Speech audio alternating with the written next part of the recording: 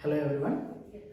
Today we are going to discuss about the versatile nature of carbon atoms. In the 18th century, scientists they are trying to explain about the compounds. Okay, they are studying about the compounds and they are ready to explain. They are trying to explain about the compounds in a perfect, in more with more information. Right? At that time, the scientist J.J. Berzelius, in the year of 1807, okay, in the year J.J. Berzelius, he was classified the compounds into mainly two types. The compounds he tried to classify into mainly two types. One is organic compounds and another one is inorganic compounds. He was classified the compounds into two types. One is organic compounds and one is inorganic compounds.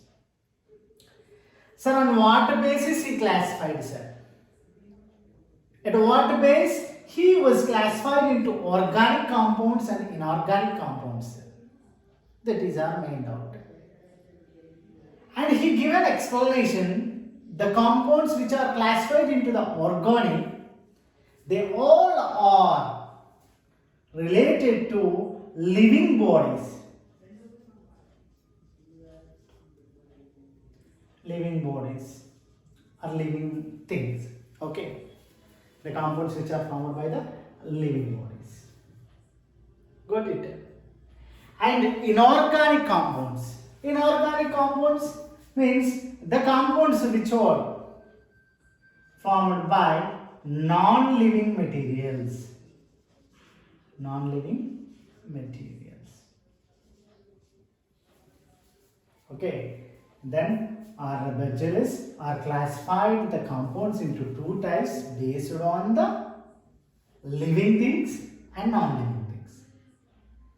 Which can available from living things, the compounds which can available with the living bodies or living things, those are classified into organic compounds. And the inorganic compounds means non-living things. Okay, right? Then the organic compounds are formed in living bodies by a vital force. An important force is present. One important force. That force helps to continue its existence, its life of the living body. So that force helps to form the organic compounds. I try to say that the living bodies contains a vital force. That force, because of that force, the organic compounds are forming. He said because of that force, then the organic compounds are forming. And he tried to say that vital force, which force helps to form the organic compounds, that force is absent in non-living things. In non-living things. That force is only in the living things. So that's why he classified into organic compounds. Right? And based on that concept, he said that the vital force is absent in non-living things. The vital force is absent out of the body. So that's why he tried to say that because of that reason, organic compounds are not synthesized in the laboratories. It is impossible to synthesize in the laboratory. Why? Because I try to say that this vital force is absent and out of the body. Due to that reason, it is impossible to prepare the organic compounds. He said, who said? Berzelius. Then after some years, unfortunately, in the year of 1828, 1828, F. Wohler, the scientist F. Wohler, is synthesized. He discovered, he found by one organic compound urea. This is organic compound. This organic compound urea is discovered by heating of ammonium cyanide. This is what? Ammonium cyanide. Okay, ammonium cyanide. Okay, ammonium cyanide. It is an inorganic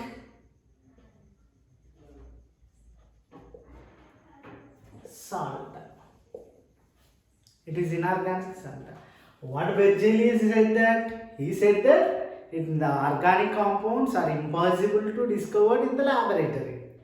But he proved that Wohler is prepared in the laboratory one organic compound that is called urea by heating of ammonium cyanide. This is the structure of urea. And after that, many of the scientists are started to preparing the organic compounds in the laboratory like methane and acetic acid and so on, etc. Many of them are discovered these kind of organic compounds. Then finally, the scientists came to know that, and finally they have changed the concept. What Berzelius says that the organic compounds are formed by the only living bodies. Then they proved that it is wrong. That the organic compounds are compounds of carbon. Okay. Then they finally said that the which compounds contains the carbon, those all are considered as compounds of carbon. In all that compounds it present a carbon atom. Right. Then finally then because of the importance of this carbon, we are studying about the carbon and especially organic chemistry.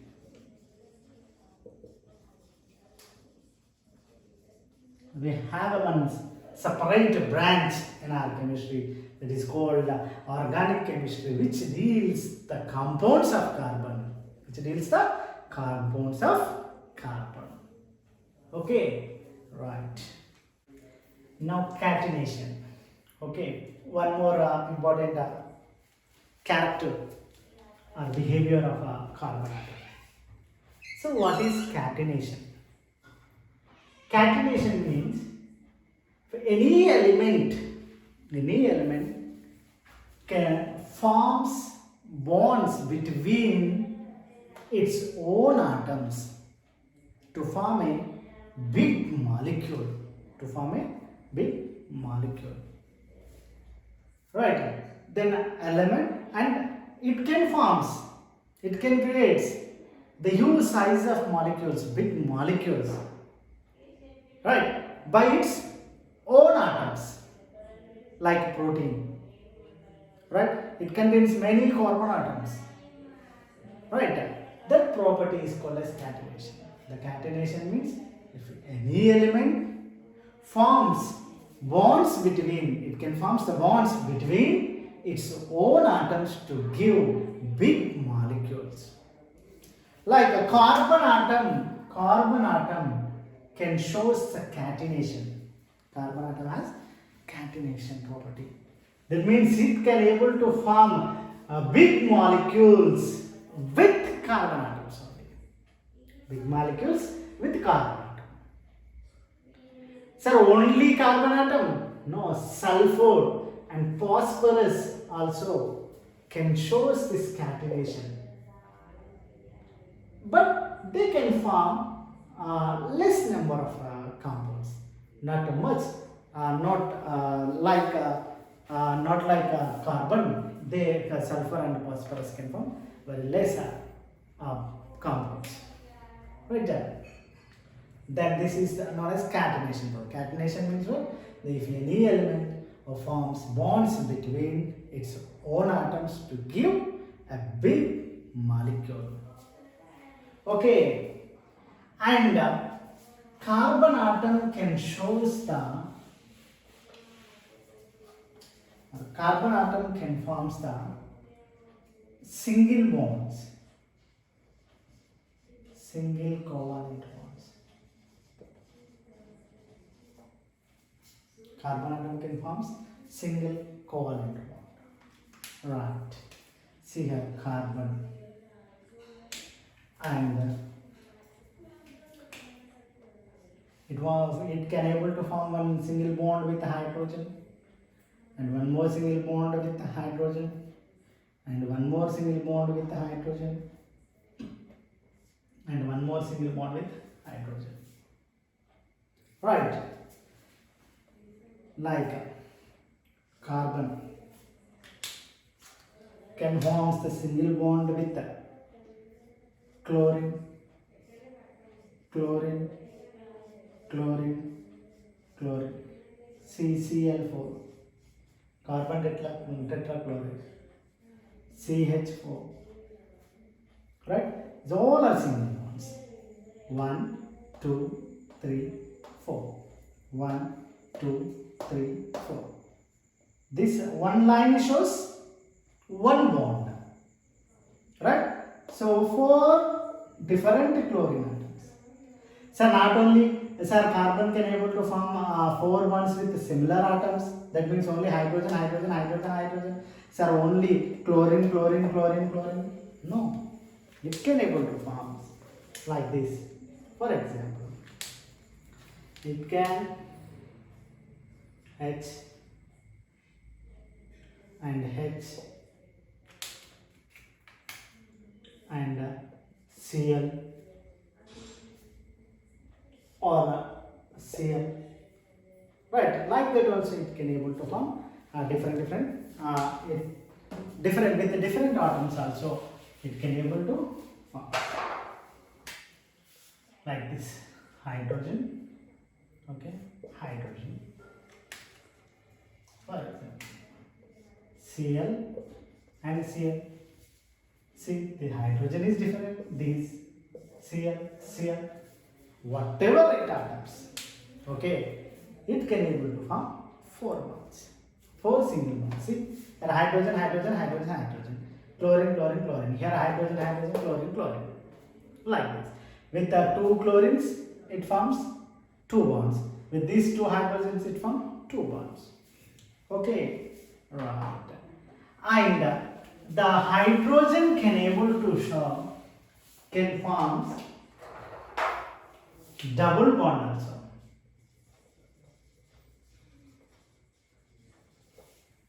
It can form double bonds, right?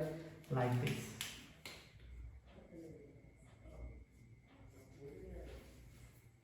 Carbon, carbon. Between these 2 carbons, double 2 lines it shows double bond. Okay, and here hydrogen, hydrogen, hydrogen, hydrogen. See here, this carbon atom formed one double bond with this carbon atom, and 2 single bonds with the 2 hydrogen atoms, right? Carbon atom, 1 double bond and 2 single bonds. Then it can able to form double bond and single bond. Okay, double bond and single bond. And not only that, it can able to form, carbon atom can able to form triple bond also.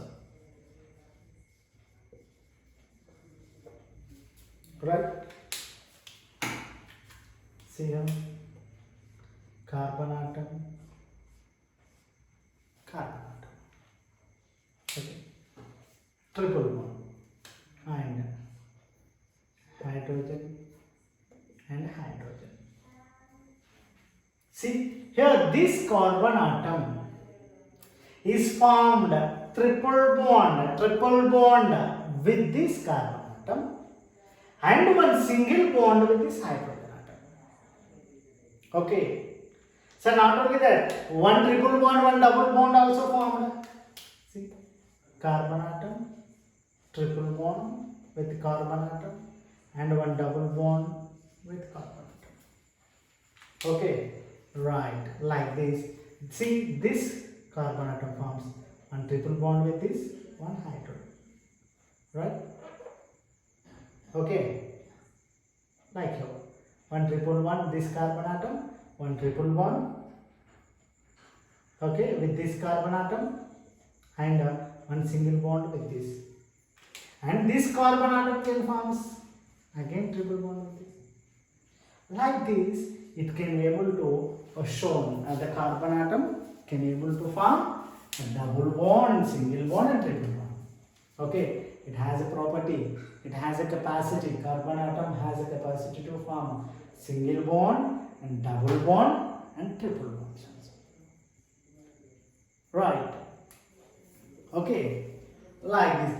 So due to this kind of properties, what kind of properties, Nana? Then carbon atom can able to form a large number of compounds. Large number of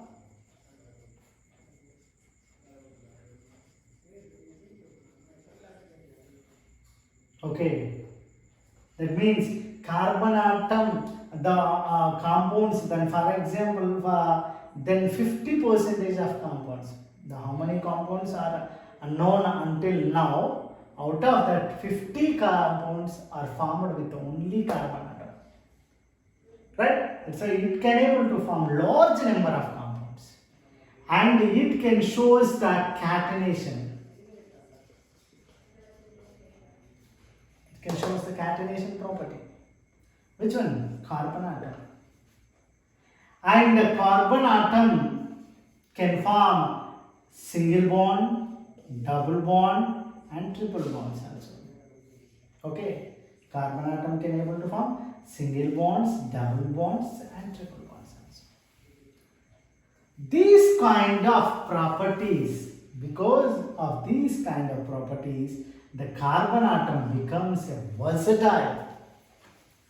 Okay, due to this all the properties made the carbon atom as a versatile element.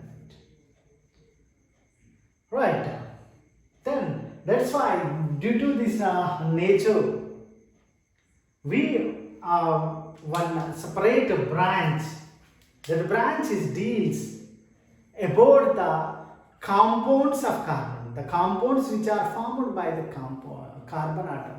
That is called as organic compound, organic chemistry. So, organic chemistry. The branch which is called organic chemistry, that is deals only the compounds which are formed by the carbon. Sir, we have more than 115 elements. No, why for only the carbon atoms, for the sake of carbon atom, we have one separate, why we are discussing by separate branch in our chemistry, sir? Means, what are the things we are using from wake up time to bedtime? What are the things we are using? That all the things contains the carbon. We are using, we will brush. The brush is made by the nylon, a plastic synthetic one, and that synthetic contains the carbon. Our mother is prepare the food. Our mother is prepared the food by using the gas. The gas also contains the carbon. The what food we are taking, that food also contains the carbon, proteins, carbohydrates, which are help us to live, which are help us to gain energy, which are help us to exist our life. That all compounds contains the carbon atom.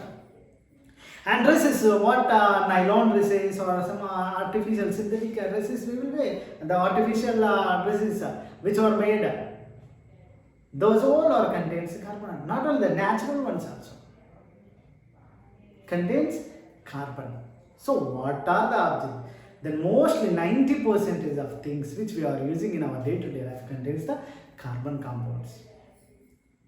So that's why we are discussing about the carbon compounds, separate brands is called organic chemistry. Okay, thank you.